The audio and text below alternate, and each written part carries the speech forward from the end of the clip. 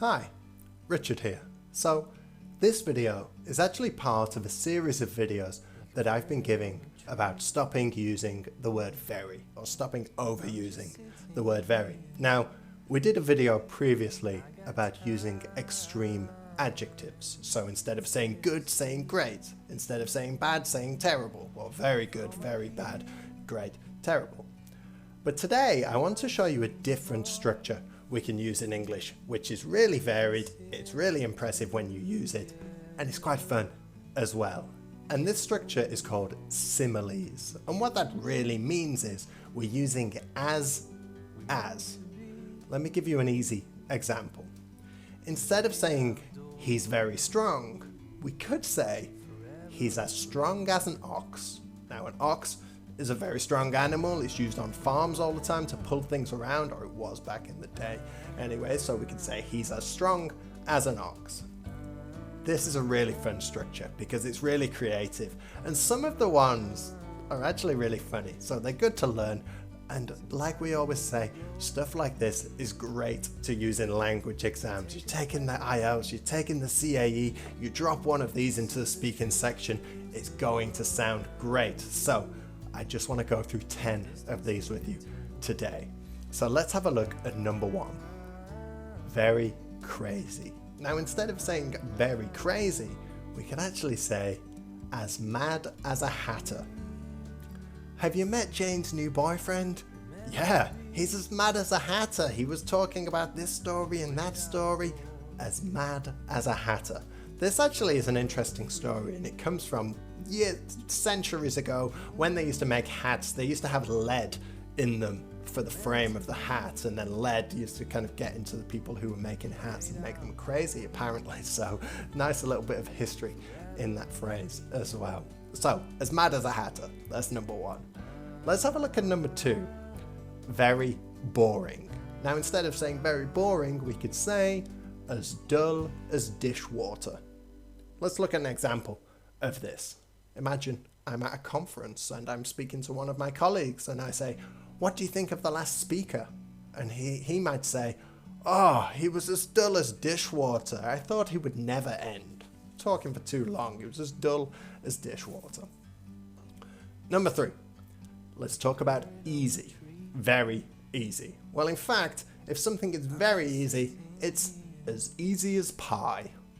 Maybe a pie is quite easy to cook compared to other things, or it's quite easy to eat. It's definitely easy to eat, I can tell you. So let's look at an example.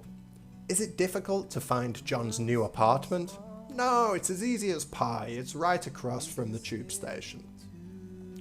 Number 4, to be very keen. If you really want to do something, you're very keen to do something. You could say as keen as mustard. I have no idea where this comes from, but it's a nice phrase. You should definitely try to use it. So imagine it's John's first day. He's keen as mustard to make a good impression. He really wants to make a good impression to everybody in his new company. I really like the next one. I like all of them, but I really like the next one as well. Very rare. Now, if something is very rare, we could say it's as rare as hen's teeth. Have you ever seen teeth on a hen? I didn't think so. So they are very rare, of course. So let's look at an example. Finding a parking space around here is as rare as hen's teeth. Okay, so if you're in central London, good luck to find a parking space.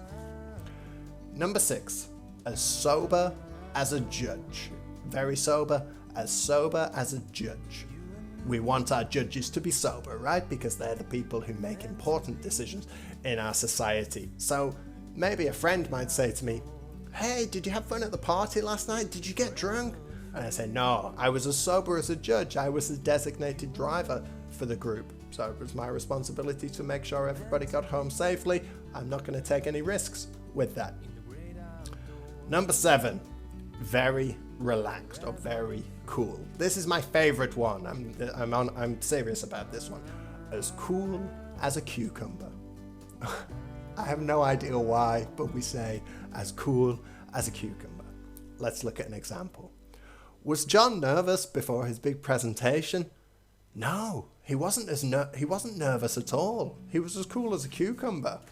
So try and use that next time you're speaking English. Number 8 concerns very dead.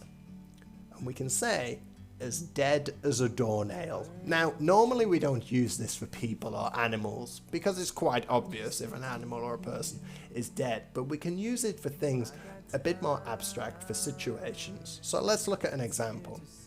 Maybe my colleague will say, "How's business going with the new client?" And I could say, "It's as dead as a doornail. We couldn't agree on terms. So it's just not going to happen. We couldn't agree on terms."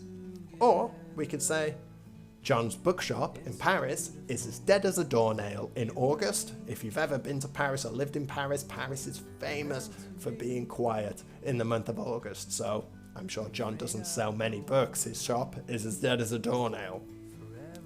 Number 9, very stupid. Probably a useful one that we can use. Instead of saying very stupid, we can say as thick as 2 short planks. When we talk about a plank, we mean like a piece of wood, an elongated piece of wood, as thick as 2 short planks. A bit stupid, not very intelligent. John's normally smart, but I swear, he can be as thick as 2 short planks sometimes.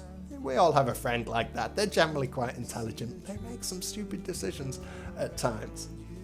And the last one, very sure. Now, instead of saying very sure, you could say as sure as death and taxes. They're the only 2 certainties in life, apparently. So death and taxes. Very sure as death and taxes.